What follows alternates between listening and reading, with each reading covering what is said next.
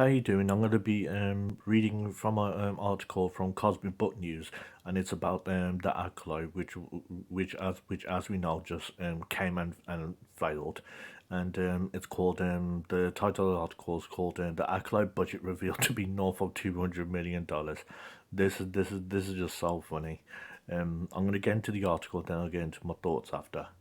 Um, Confirming the rumours, it is revealed that the Acolyte budget is well north of $200 million.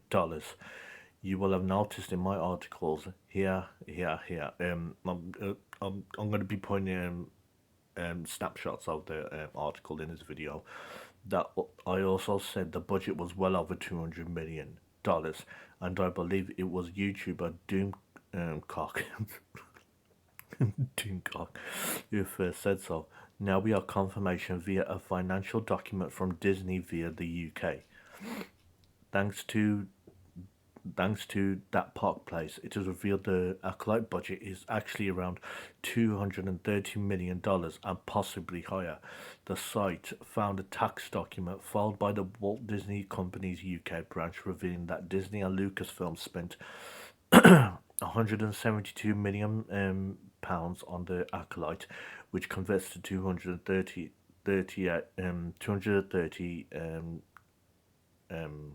over 230 million dollars. I'll just put it like that. Um, as pointed out, the document lists what was spent before September the 24th, 2023. And since the Acolyte was released June the 4th of 2024, it's likely the budget is even higher. Reportedly, the show went through major rewrites, reshoots, as it took 4 years to make. It took 4 years to make a Disney TV show. How? Jesus. It's also said Leslie M. Headland told Vanity Fair the budget was $180 million, which the New York Times also said when they published an article on May the 29th, 2024. So we see there may have been a bit of Pinocchio going around. Yeah, no doubt about it. That $230 million also translates to a whopping 28.75 million per episode. And thanks to a Redditor, it's known that Acolyte is Disney's most expensive per minute watched Star Wars series due to such low viewership, even more with the $230 million price tag. The Acolyte sports the lowest viewership ratings for a Star Wars show on Disney Plus, and also holds the record for the least watched Star Wars season finale. The trades officially announced that Acolyte was cancelled and a season 2 would not be happening a month after this first season ended. Series star Amanda Stenberg released an outrage twerking video during the season aimed at fans, and once the show got cancelled, blamed fans for the cancellation. The Rotten Tomato score also dropped to a low of 13% at one point and presently sits at 18%.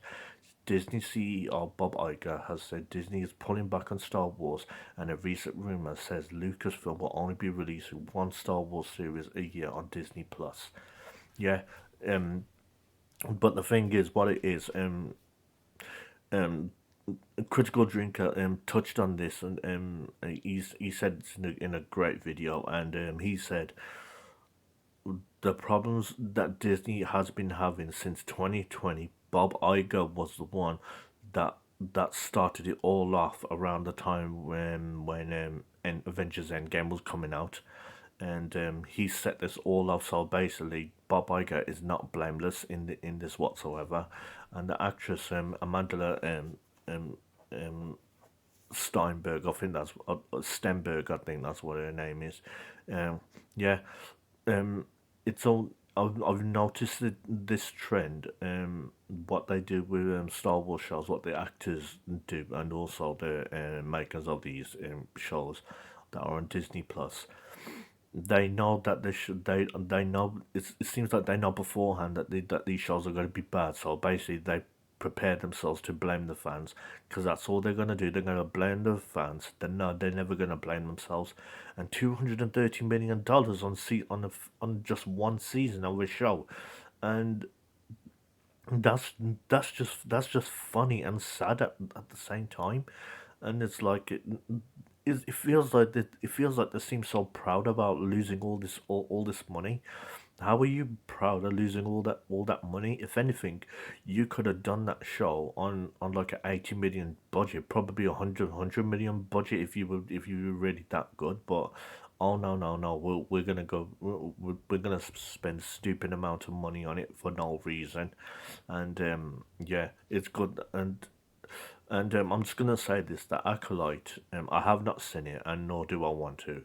Um, and I know it's easy for people to say, "Oh, it's easy for you to trash it when you have not seen it." Well, what's the point of me watching it when I know for a fact it's not gonna be good? But I will say this: the Korean actor that was in the show, I forget what his name was, but the thing is, he's such a good actor because he's obviously in Squid Game, which obviously the upcoming season 2 of Squid Game. I can't wait to see that.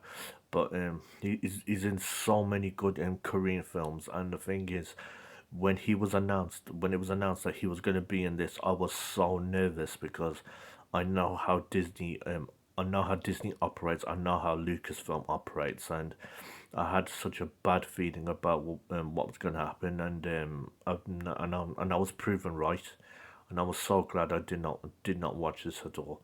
Um, yeah, um, and yeah, and it's just so laughably funny that Disney does not get the message of the fact that they need to drop these DEI woke this DEI woke mindset, um, which I think is going to help their show, which it obviously won't.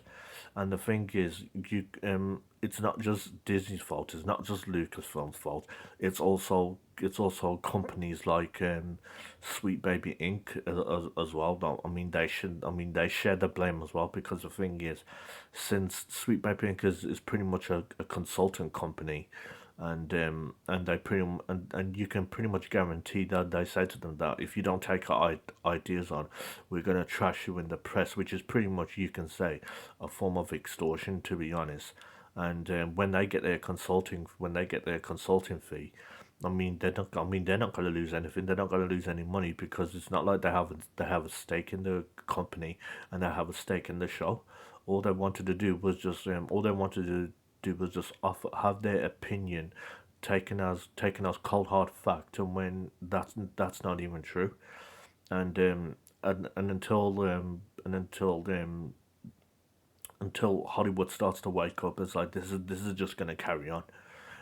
Anyway, thanks for watching, and I'll see you soon.